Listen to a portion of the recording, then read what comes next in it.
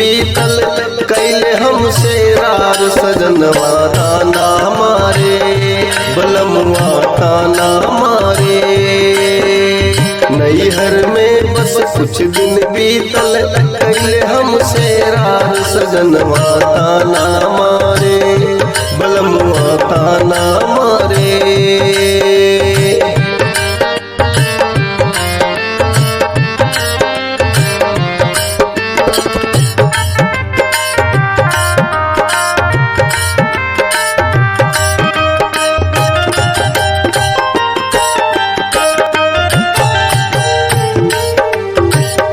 कैसे बताई सखी ननदों के बोली न सहाई, होठ भी सार सासू माई हम खूब गरियाई।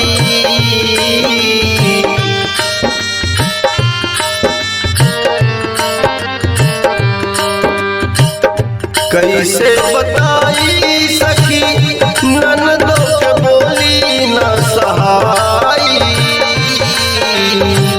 होठ भी सार सासू माई हम खूब गरियाई। तंग करे जेठानी हमका कैले बुरा हाल बलमुआ ताना मारे सजनवा ताना मारे।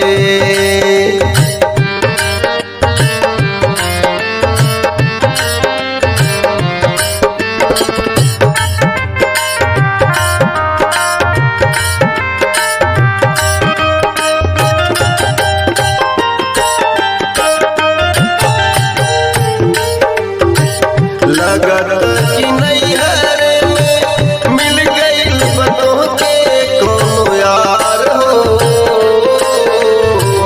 पियवा न समझे सखी बानी हमके कहना लाचार हो।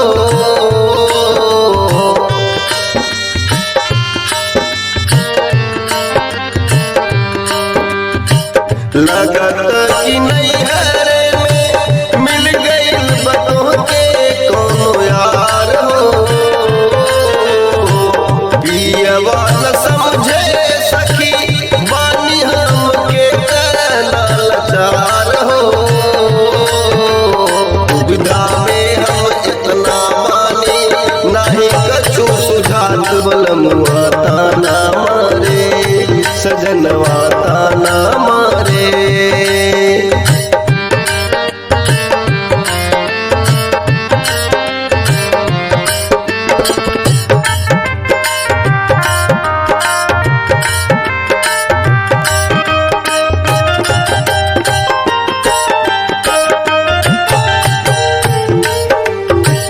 पियवा बुलावे हमके मुझे न दिलवा की बात हो,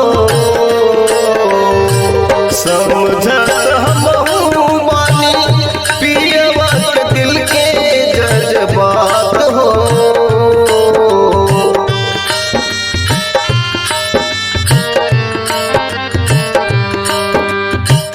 पियवा बुलावे हमके मुझे न दिलवा की बात हो, समझत हमहू बानी पियवा के दिल के जज्बात हो। प्रेमदास तन्हा तोहरा बिन सुनबा परिवार बलमुआ ताना